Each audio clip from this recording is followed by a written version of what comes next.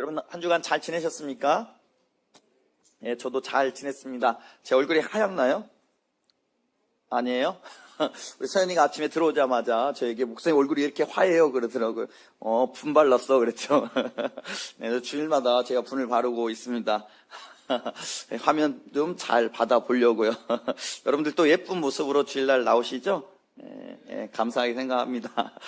오늘 이제 거룩하고 복된 주일을 맞아 하나님의 은혜의 보좌 앞에 나오신 여러분 한 분 한 분을 한번 이렇게 따라했으면 좋겠습니다. 하나님께서 복 주실 줄 믿습니다. 형통하게 하실 줄 믿습니다. 잘되게 하실 줄 믿습니다. 아멘. 믿습니까? 네, 하나님께서 여러분 모두를 잘되게 하실 줄 믿습니다. 그런 믿음과 그런 마음을 담아서 우리 옆에 계신 분들 손을 잡고 이렇게 인사했으면 좋겠습니다. 참 시키는 거 많죠? 귀찮게. 그럼에도 한번 해봅시다. 주님이 성도님의 영혼을 시원케 채우십니다. 한 번 더 축복해 볼까요? 성도님 안에 마르지 않는 생수의 강이 터지길 축복합니다. 아멘. 저보고 하지 마시고 남편 보고 하시라고요, 세상에. 생수의 강이 터지길 축복합니다. 오늘 말씀을 통해서 메마르고 헐떡이던 우리의 심령 속에 하늘의 생명수가 폭포수처럼 쏟아지는 그런 기적이 일어나기를 진심으로 소망합니다.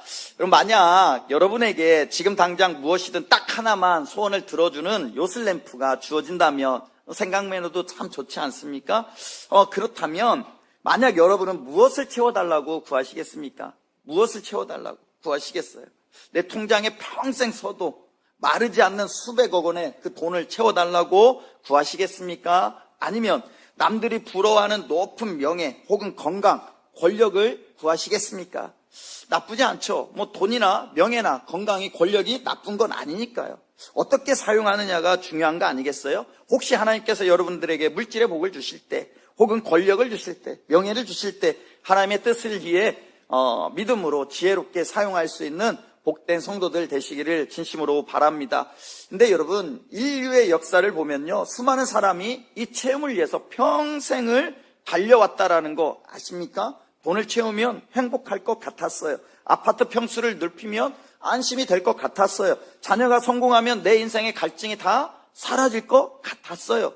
그래서 밤잠을 설치며 달려왔어요. 물론 이게 나쁘다라는 게 아니에요. 그런데 참 이상하지 않습니까? 현대 사회는 옛날보다 훨씬 더 살기 좋아졌죠. 풍요로워졌어요. 이걸 부인할 사람이 여러분 누가 있겠습니까? 예전에는 밥 하나 해 먹으려고 하면요, 우리 어르신들 직접 산에 가서 나무를 해오지 않으셨습니까? 그렇죠? 없나 봐요. 직접 산에서 나무를 해다가 아궁이에 불을 떼서, 그렇죠? 뭐 혹시 골로라고 아세요? 골로? 오, 예, 같은 세대예요. 골로로 막 이렇게 돌려서 막 불 떼잖아요. 그래서 뭐 그 가마솥에 밥을 해서 그렇게 지어 먹었는데 지금은요, 그냥 손가락 하나만 딱 누르면 세상에 그렇게 정말 밥이요 너무너무 맛있게 되죠. 어디 이것뿐입니까? 옛날에는 여러분 물건 하나 사려고 하면 시내에 나가서 그 물건 사가지고 낑낑대며 들고 왔다고요. 근데 지금은요, 전 세계 물건 하나를 손가락 하나로 주문할 수 있어요. 심지어 집에까지 가져다 줘요. 돈까지 또 빌려줘요. 몇 개월 할부도 해주잖아요.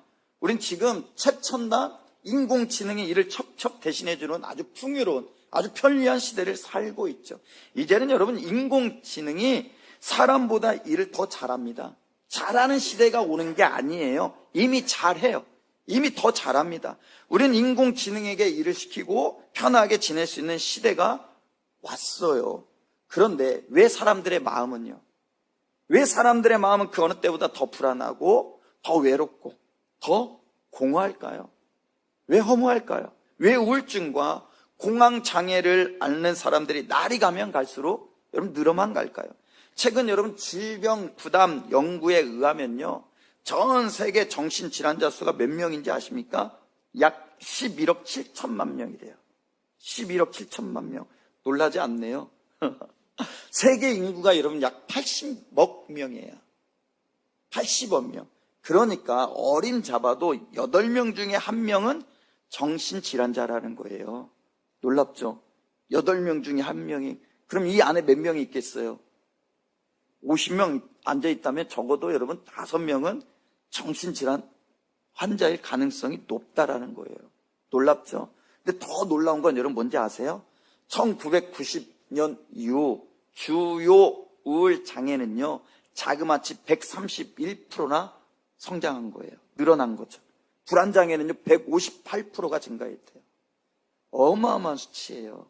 계속해서 이렇게 늘어나는 거예요. 아니, 세상은 분명히 풍요로워졌다라고 이야기하는데, 살기 편해졌다라고 이야기하는데 도대체 왜 그러냐 이 말이에요. 이상하지 않습니까? 혹시 여러분 무더운 여름날, 지금도 무덥지만 무더운 한여름날 땀을 뻘뻘 흘리고 집에 들어와서 몹시 목이 마를 때 탄산음료를 냉장고에 꺼내가지고 펄컥펄컥 마셔본 적 있습니까? 첫 모금 마실 때는 막 목구멍이 찌릿찌릿하죠. 막 하면서 막 살 것 같아라는 그 탄성이 나와요. 하지만 신기하게도요, 딱 2, 3분만 지나면요, 끈적끈적해져요. 입맛이. 입안이 끈적끈적하면서 단맛이 남으면서 방금 전보다 목이 더 타들어가기 시작해요. 갈증을 느껴요. 여러분, 이것이 바로 세상이 우리에게 주는 만족의 치명적인 약점이자 함정인 거예요. 세상의 성공, 세상의 쾌락, 남들의 인정이라는 이 탄산음료는 마시는 그 순간에는 잠깐 짜릿하는 그런 만족을 줄 수는 있을지 모르겠지만 돌아서면요, 우리 영혼을 더 지독한 갈증의 노예로 만들어버려요. 그래서 계속 찾아요. 계속 찾게 만들어요. 결국은 죽어야 끝나는 거예요. 이것은 마치 망망대해에 조난당한 사람이 갈증을 참지 못해서 눈앞에 넘실거리는 바닷물을 마시는 것과 같은 거예요. 한번 생각을 해보십시오. 바닷물은요, 마실수록 세포의 수분을 빼앗아가요. 결국 사람을 미치게 만들고요, 죽음에 이르게 합니다. 그래서 독일의 철학자 소페 나오는 인간의 욕망을 가리켜서 바닷물과 같아서 마시면 마실수록 더 목이 마르다라고 이야기했어요. 즉 욕망이라는 것은 만족이 없다라는 거예요. 성경은 욕심이 잉태한 즉 죄를 낳고 죄가 잔승한 즉 사망을 낳는다라고 이야기하죠. 여러분, 결국 인간의 욕심의 끝이 뭐예요? 사망의 죽음인 거예요. 죽어야 끝난다라는 거예요. 욕심은 죽어야 끝이 난다라는 거예요. 왜요? 죄로 인해서 번지수가 잘못되었거든요. 죄로 인해서 번지수가 잘못되었기 때문이에요. 인간은 본래 하나님으로만 채워질 수 있도록 설계된 거룩한 영적 공간을 가슴에 품고 태어나요. 그래서 인간을 하나님의 형상이라고 하는 거예요. 하나님도 분명히 우리를 자신들의 형상으로 만드셨다라고 말씀하셨어요. 인간에게는요, 하나님의 특별한 창조 목적이 있다 이 말이에요. 하나님을 만나고 하나님을 기뻐하는 것이죠. 그런데 그 기쁨의 번지수가 죄로 인해서 그룹들과 하영검에 의해 막혀버린 거예요. 어긋나 버렸어요. 아무도 찾을 수 없게 되었어요. 인간은 헤매는 존재가 돼버린 거예요. 우리는 헤매는 존재가 된 거예요. 찾지 못하니까 헤매는 존재가 되다 보니까 돈으로 헤매고 성공으로 헤매고 그래서 번지수가 안 맞으니까 채워지지가 않는 거예요. 계속해서 채워지지 않아요. 그래서 인간은 성경은 뭐라고 이야기하냐면 수고하고 무거운 짐진 자라고 정의를 내려버리잖아요. 수고하고 무거운 짐진 자가 되어버렸다라는 거예요. 우린 지난 8주 동안 사도신경의 산맥을 넘어왔죠. 온 우주를 만드신 성부 하나님의 창조를 보았어요. 우리를 위해서 십자가에 찍히시고 무덤에 갇히신 성자 예수님의 대속도 보았어요. 그리고 그분이 사망 권세를 깨트리고 부활하셔서 하늘 보좌 우편에 오르신 것도 보았어요. 뿐만 아니라 장차 산자와 죽은 자를 심판하러 다시 오실 왕임을 우린 고백했죠. 그런데 여러분, 여기서 중요한 질문이 하나 더 있다 이 말이에요. 성부 하나님이 구원을 계획하셨고 성자 예수님이 십자가와 부활로 구원을 완벽하게 다 이루어 놓으셨는데, 그렇다면 그 2000년 전과 골고다 언덕의 사건이 오늘 살아가는 지치고 목마른 나의 삶과 도대체 무슨 상관이 있냐 이 말이에요. 즉 예수님이 이루신 그 어마어마한 구원의 보화를 오늘 내 텅 빈 가슴 속으로 배달해 주시고 내 영혼의 실제가 되게 하시는 분이 도대체 여러분 누구냐라는 거예요. 그 거룩한 해답이 바로 오늘 우리가 고백하는 사도신경 9번째 고백의 문장이에요. 성령을 믿사오며. 한번 따라해 봅시다. 성령을 믿사오며. 믿습니까? 아멘이죠. 오늘 살펴볼 성령 하나님은요, 여러분 저 멀리 우주 구석에 계신 막연한 에너지가 아닙니다. 성부 하나님께서 계획하시고 성령 예수님께서 완성하신 그 십자가의 모든 보혈과 영생수, 즉 생명수를 오늘 저와 여러분의 깨어지고 메마른 심령 한복판에 폭포수처럼 쏟아 부어주시는 아주 가장 따뜻하고 친밀한 하나님이시에요. 오늘 우리는 이 성령의 생수를 약속하신 요한복음 7장의 현장 속으로 좀 들어가 보려고 해요. 과연 내 안에서 터져 나오는 마르지 않는 생수의 강의 비밀은 무엇인지, 그리고 그 성령의 강물이 내 메마른 일상을 어떻게 예덴 동산으로 바꾸어 놓는지, 기쁨의 동산으로 바꾸어 놓는지, 말씀을 통해서 영혼의 깊은 해답을 얻는 복된 시간이 되기를 주님의 이름으로 먼저 축복하고 싶습니다. 그렇다면 여러분, 예수님은 오늘 언제 어디서 이 성령의 생수를 선포하셨을까요? 오늘 말씀 요한복음 7장 37절 말씀을 한번 보세요. 7장 37절 같이 읽어봅니다. 시작. 명절 끝날 곧 큰 날에 예수께서 서서 외쳐 이르시되 누구든지 목마르거든 내게로 와서 마시라. 명절 끝날 곧 큰 날, 무슨 날일까요? 언제일까요? 바로 유대인들의 3대 절기 중에 가장 성대하고 가장 화려했던 초막절의 마지막 7, 8일째 되는 날이라는 거예요. 초막절이 되면 이스라엘 백성들은 광야 40년 동안 조상들을 먹이시고 입히신 하나님의 은혜를 기억하면서 일주일 동안 마당이나 옥상에 풀과 나무 가지로, 그래서 초막이라고 하는 거예요. 풀초, 장막막, 텐트를 치고 축제를 벌였어요. 그런데 이 초막절 기간 내내 매일 아침마다 거행되던 아주 특별하고 웅장한 종교의식이 하나 있었어요. 우린 이것을 무엇이라고 이야기하냐면 물 깃는 의식이라고 부릅니다. 헬라어로 이야기하면 시맛 베이트 하수에바라고 이야기해요. 매일 아침에 되면 화려한 예복을 입은 제사장이 번쩍이는 금 항아리를 들고 성전 문을 나서요. 그리고 수많은 백성과 악대들이 그 나팔 소리에 맞추어 예루살렘 성 아래에 있는 실로암 연못 들어보셨죠? 실로암 연못으로 행진해 내려가요.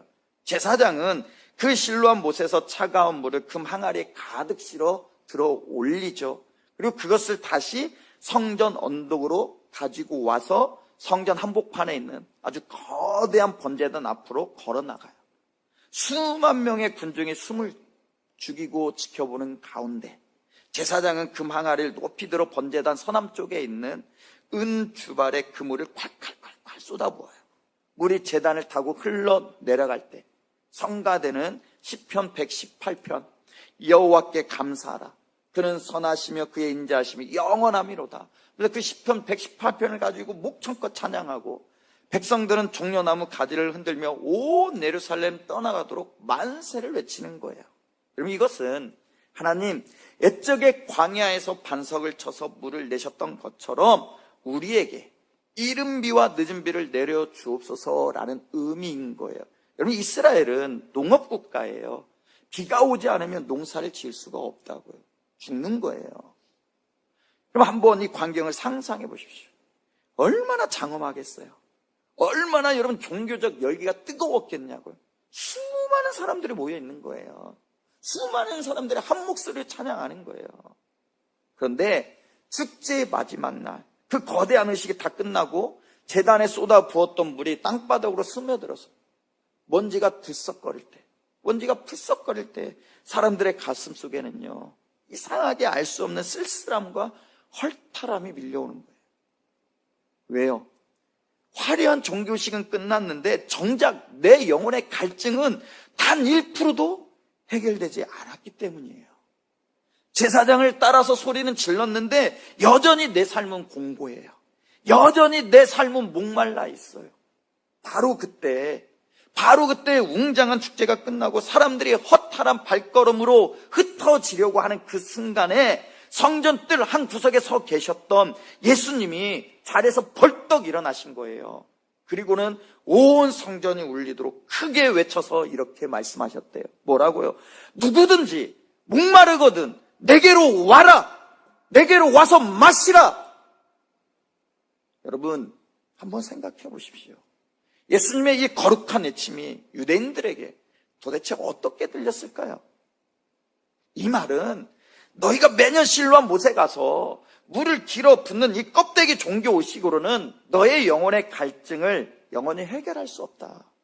너희 조상들이 광야에 마셨던 반석의 물도 다시 목말랐으나 내가 바로 그 반석이다. 그러니 이제는 내가 너희에게 주는 물을 마셔라. 그 물은 영원히 목마르지 않는 생명수다라는, 여러분, 우주적 폭탄 선언과도 같았던 거예요. 즉 더 이상 내가 목마르지 않는 것, 그 물 너희에게 줄게. 더 이상 목마르게 하는 것에 목매이는 인생 되지 마라. 그거 더 이상 찾아다니지 마라 라는 뜻인 거예요.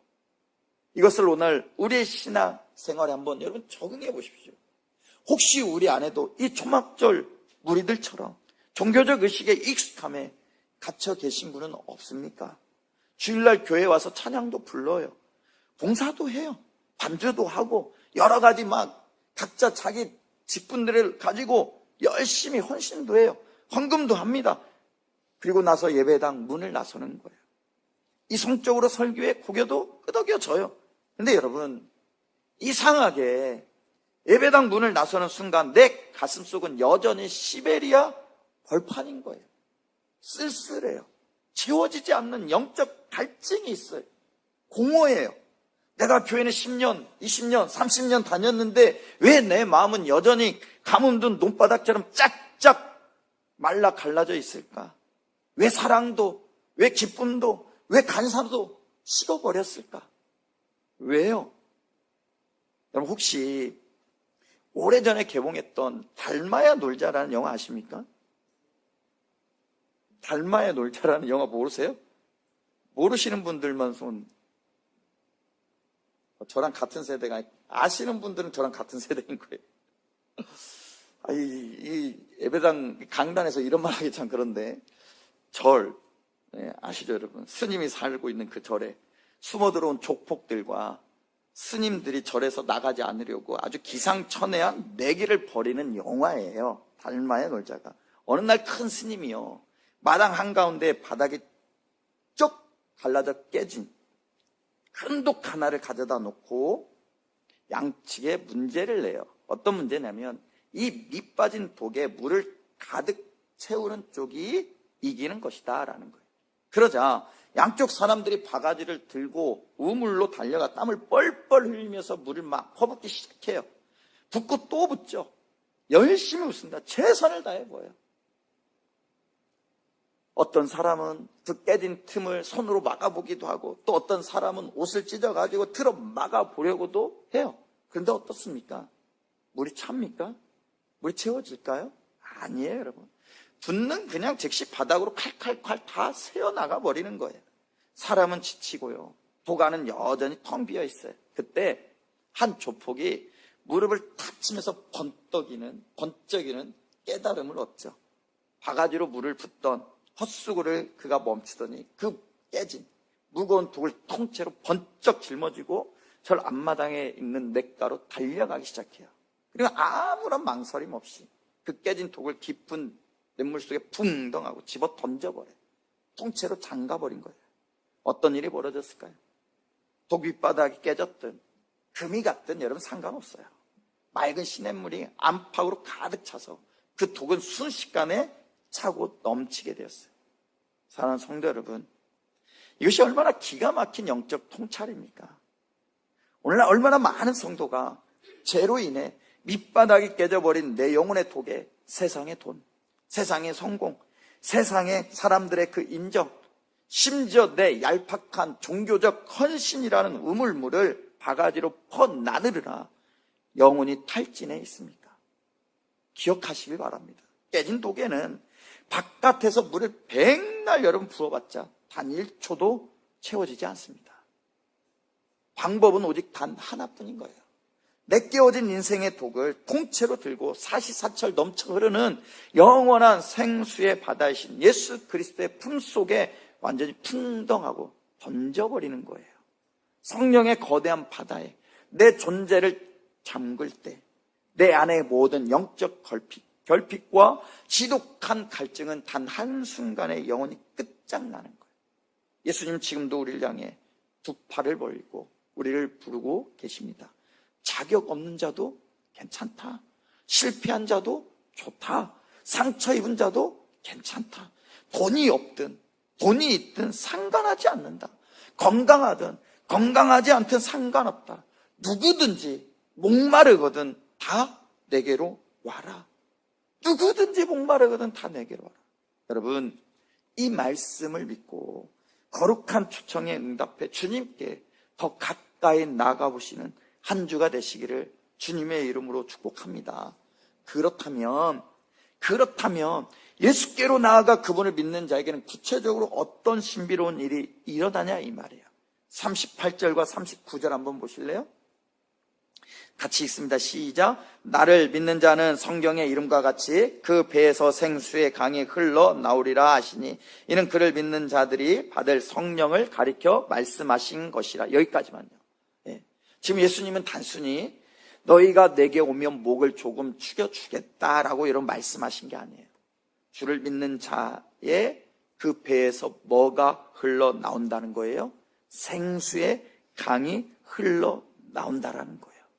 여기서 언어의 디테일을 좀 확인해 볼 필요가 있어요. 먼저 생수가 터져 나오는 진원지가 어디예요? 그 배예요. 배. 헬라어로 코일리아라고 이야기합니다. 이 단어는 여러분 단순히 해부학적인 이장이나 배를 뜻하는 게 아니에요.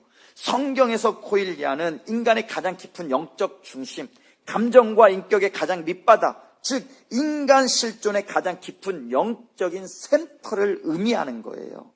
세상이 주는 쾌락과 종교적 이선은 언제나 겉핥기식, 피부에만 머물러요. 화려한 옷을 입고 겉으로는 웃고 있지만 속은 썩어 들어갑니다. 하지만 성령님이 찾아오시는 자리는 여러분 겉표면이 아닌 거예요.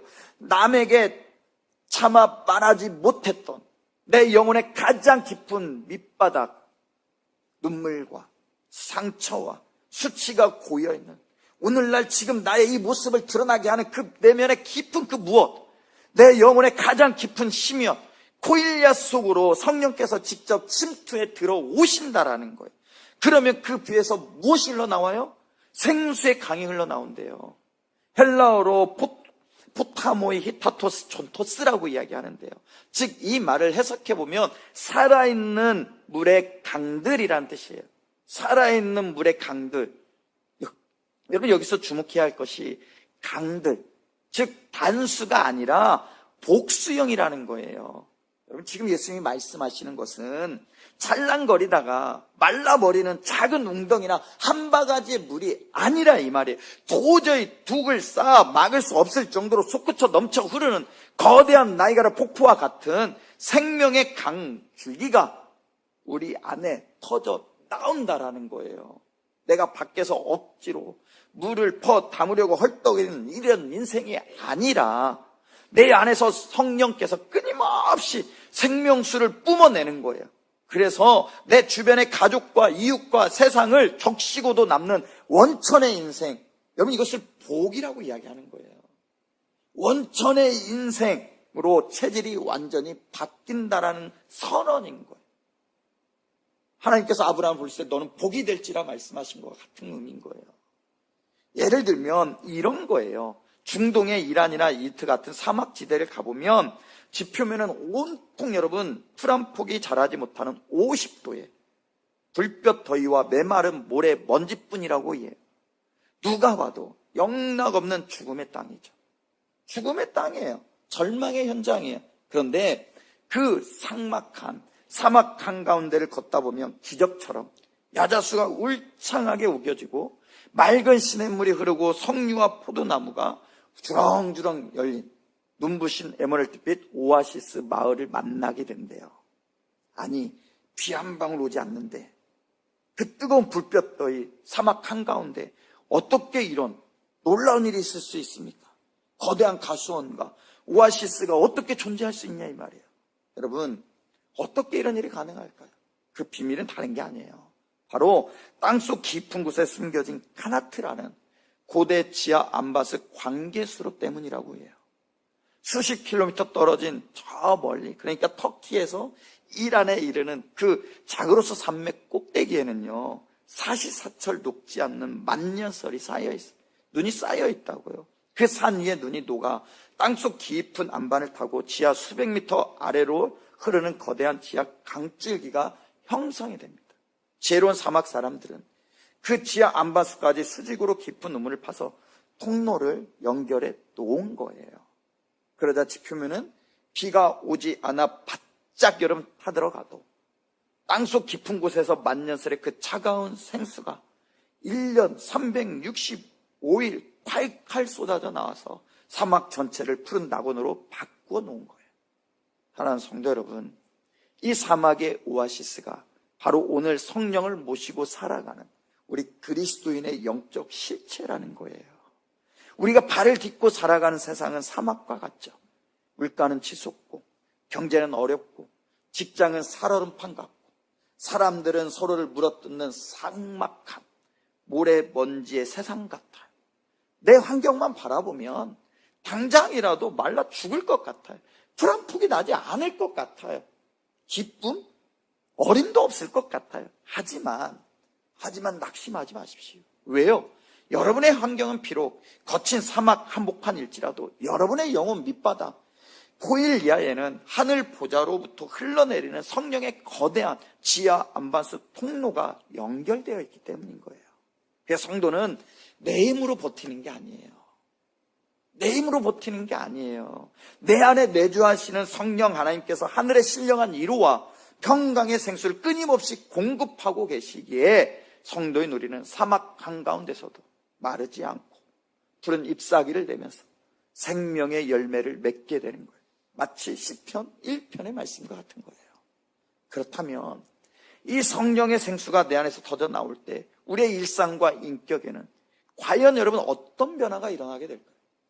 어떤 변화가 도대체 일어나게 될까요? 사도 바울이 선포한 갈라디아서 성령의 풍성한 열매를 한번 보십시오. 여러분, 성령의 생수의 강이 내 영혼의 가장 깊은 곳에서 솟구쳐 오르면 성도의 삶에는 반드시 눈에 보이는 거룩한 변화가 나타나게 되어 있어요. 갈라디아서 5장 22절과 53절 말씀 한번 보실래요?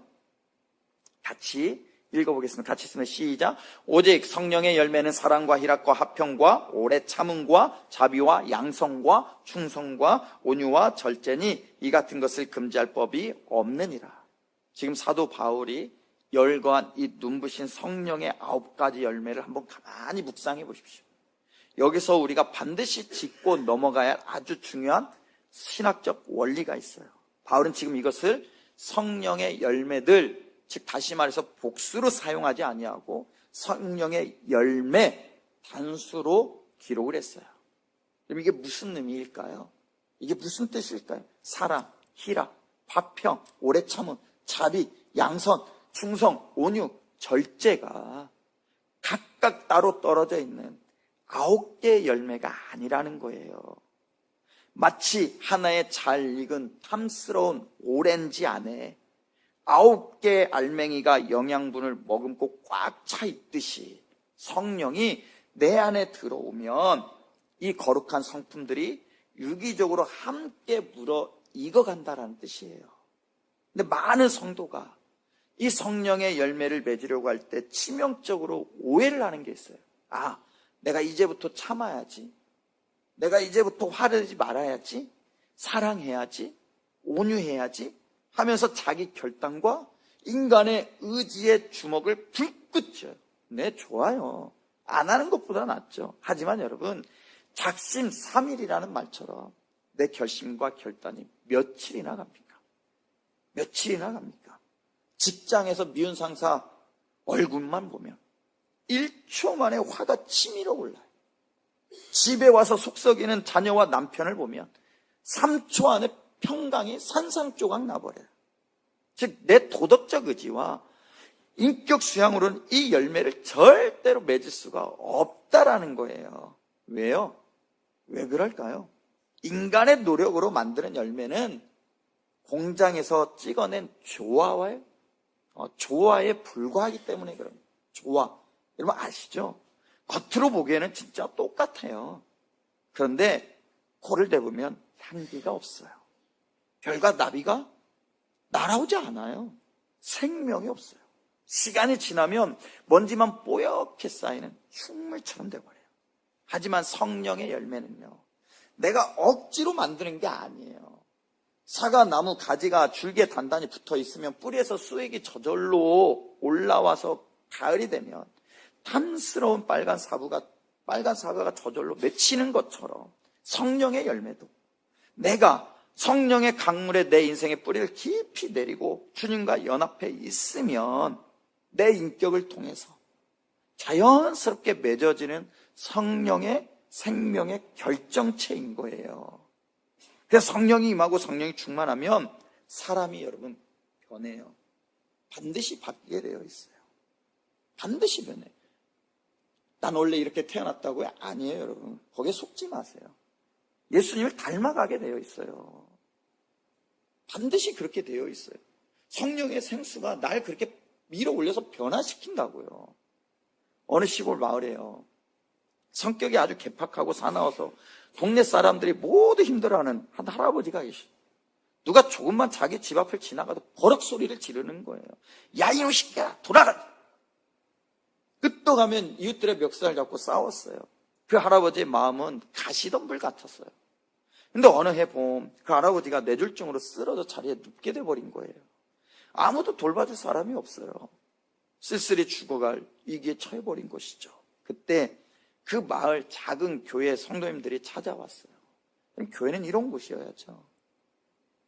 성도님들은 아무런 조건 없이 할아버지의 똥오줌을 받아내고 매일 따뜻한 죽을 쑤어서 입에 직접 넣어드렸어요. 방바닥을 걸레로 닦아내고 손발을 주물러 드리면서 기도해 드린 거예요. 처음에는 할아버지가 다 필요 없다, 이 썩을 것들아, 다 꺼져버려라 막 소리를 질러댔어요. 하지만 성도님들은 화를 내기는커녕 다음날 또 찾아와서 하나님의 수로 밥을 먹여드리고 눈물로 기도해 줬죠. 그렇게 성도님들의 한결같은 사랑과 기도를 받던 어느 날 그 완고하던 할아버지 눈에서 마침내 붉은 눈방울 뚝뚝 떨어진 거예요.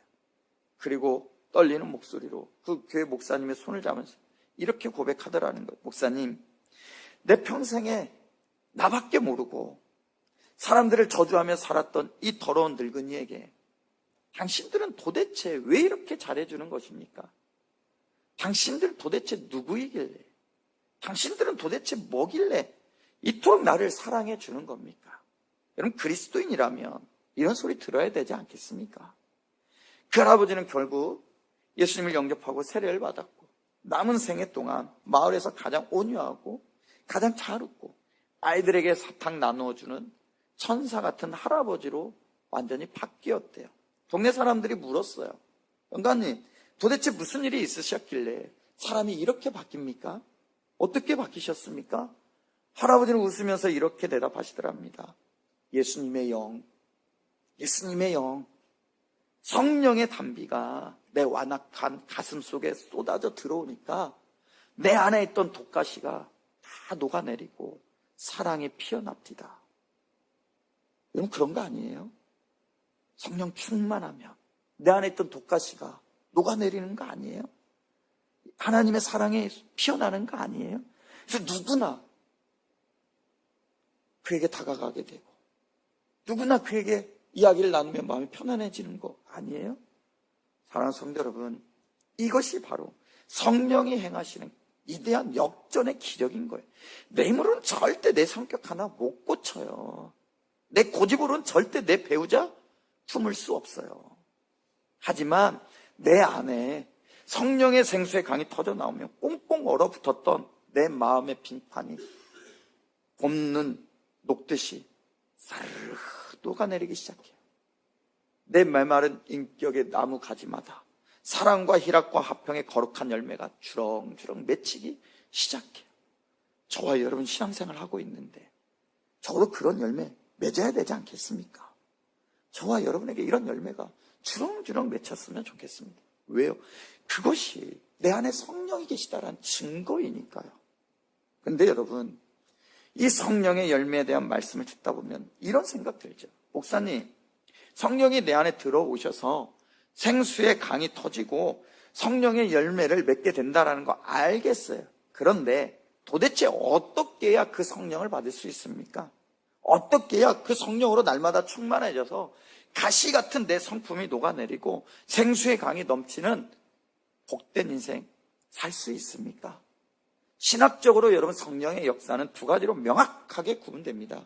첫째는 예수 그리스도를 나의 구주로 영접할 때, 예수 그리스도를 믿을 때 성령 하나님께서 내 영혼 속에 단순히 찾아와 영원한 거처를 정하는 성령의 내주예요. 이건 예수 그리스도를 믿으면 되는 거예요. 대단히 쉬운 거예요. 예수 그리스도 내 인생의 구주로 믿으면 성령이 내 안에 내주하셔요. 그리고 두 번째는 내 안에 이미 들어와 계신 성령께서 내 생각과 감정과 삶의 주도권을 100% 이양, 즉 내어 들여서 내 그분의 다스림을 받는 성령 충만인 거예요. 그러면 여러분 공고하고 메마른 일상을 살아가는 우리가 어떻게 성령을 받고 어떻게 성령 충만의 그 생명수를 누릴 수 있을까요? 방법은 여러분 단순한 거예요. 누구나 쉽게 따라할 수 있는 세 가지 영적 원리가 있어요.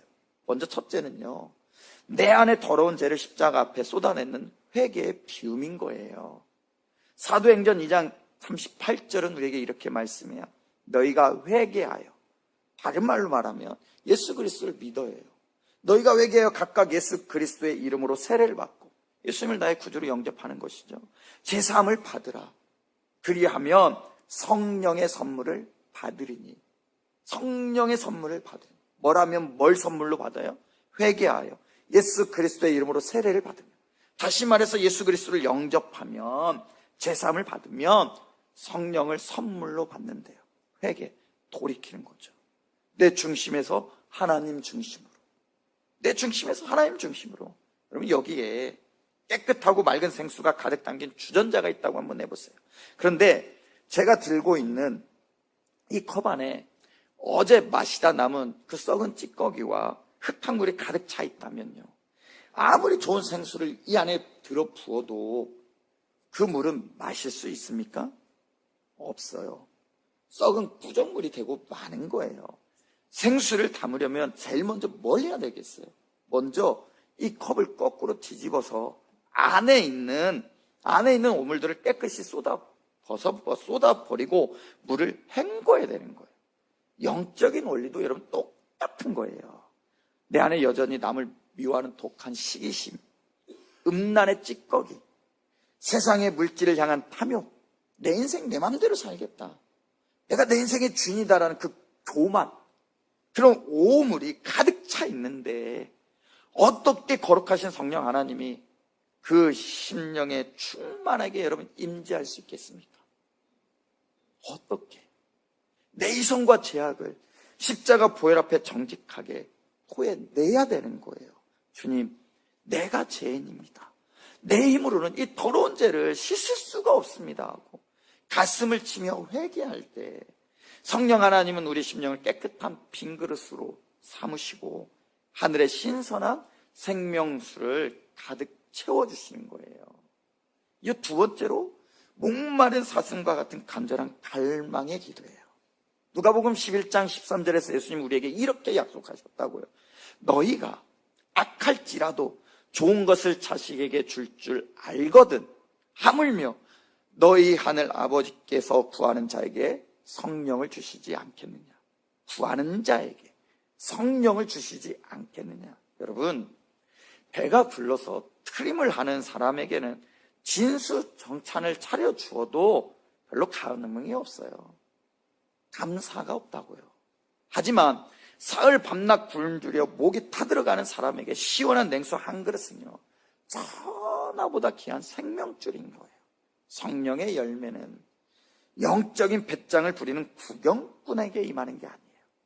나는 내 힘으로 얼마든지 살 수 있는데, 난 내 통장에 내 삶을 보장받을 만큼 돈이 있는데, 난 기도할 필요가 없는데, 그런 사람들에게 성령이 임한다고요? 성령 충만해진다? 천만의 말씀입니다. 성령은 인격적인 분이시에요. 하나님, 내 지식과 내 힘으로는 단 하루도 온전하게 살 수 없습니다. 내 영혼이 가뭄든 논바닥처럼 짝짝 갈라져 지금 죽어가고 있습니다. 주님, 내게 성령의 단비를 부어주십시오. 어린아이처럼 가슴을 치면서 매달리는 자에게, 구하는 자에게, 기도하는 자에게 하늘 아버지는 약속하신 성령을 폭포수처럼 아낌없이 쏟아 부어주시는 거예요. 사랑하는 성도 여러분, 성령 충만을 구하세요. 사모하세요. 여러분 인생 살다 보면 다 알잖아요. 내 힘으로, 내 뜻대로, 내 계획대로 내 인생이 그렇게 잘 풀려갑니까? 아니잖아요. 그런데도 자꾸 내 힘으로 뭔가 하려고 발버둥 치잖아요. 그러니까 지치고, 그러니까 탈진 오는 거 아닙니까? 그러니까 힘든 거 아니에요? 그런 인생 이제 그만두고 성령 충만한 인생, 성령의 강을 타는 인생 되어야 되지 않겠습니까? 주님께서 그 길 열어놓으셨잖아요. 그거 구하라고 우리에게 말씀하시잖아요.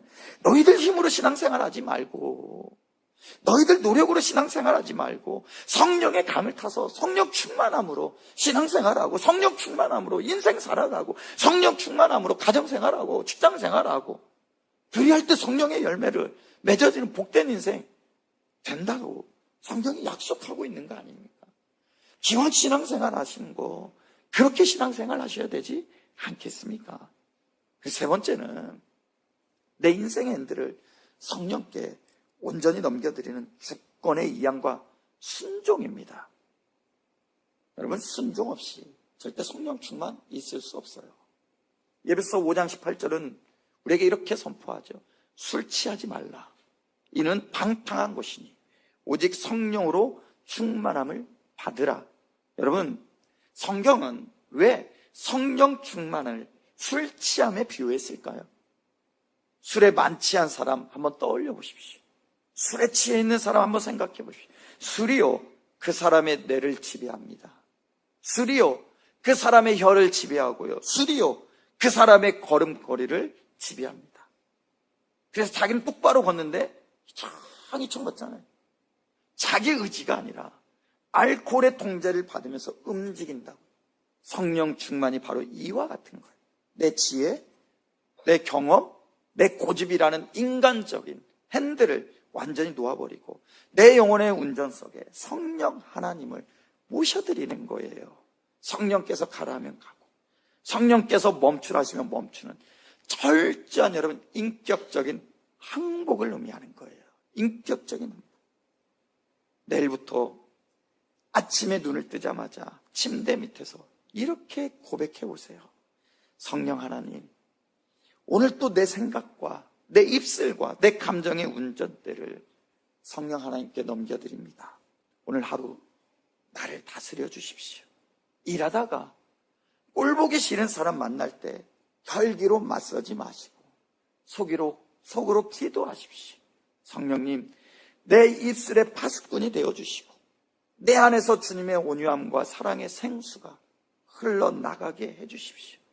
이렇게 회개함으로 나를 비우고 목마름으로 성령을 구하며 매 순간 내 인생의 핸들을 넘겨드릴 때 우리의 영혼 가장 깊은 곳 호일리아에서부터 사시사철 마르지 않는 기적의 생수가 터져 나오게 되는 거예요. 그래서 철을 따라 열매를 낸다. 잎사귀가 마르지 않는 복의 인생이 시작되는 거예요.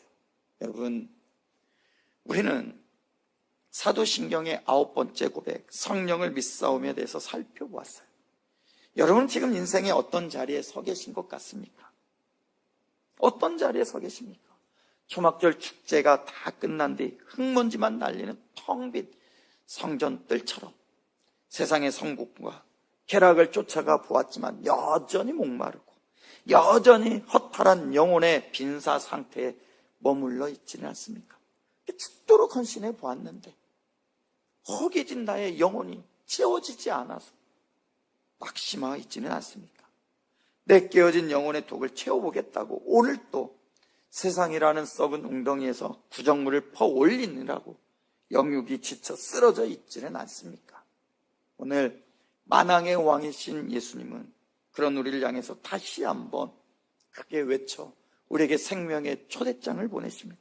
누구든지 목마르거든 내게로 와서 마시라. 나를 믿는 자는 그 배에서 생수의 강이 흘러나오리라. 내가 지고 있던 인생의 얄팍한 바가지를 이제는 던져버리십시오. 세상의 바닷물을 들이켜던 어리석은 발걸음을 좀 멈추십시오. 그리고 영원토록 마르지 않는 성령의 바닷속으로 여러분의 전 존재를 이제 온전히 한번 던져보시기 바랍니다. 여러분이 성령으로 충만해질 때 쩍쩍 갈라졌던 여러분의 심령 골짜기가 푸른 동산으로, 에덴의 동산으로 바뀌게 될 것입니다. 여러분이 성령의 생수 통로가 될 때 여러분의 가정이 살아나고 여러분의 일터가 살아나고 이 메마른 세상 한복판에 하나님 나라의 찬란한 오아시스가 펼쳐지게 될 것입니다. 이번 한 주간 성령의 생수 강변에 큐티와 기도로 깊이 뿌리를 내리고 사랑과 희락과 화평의 열매를 풍성하게 맺으며 승리하시는 따뜻한 게 모든 믿음의 건습을 되시기를 주님의 이름으로 축복합니다.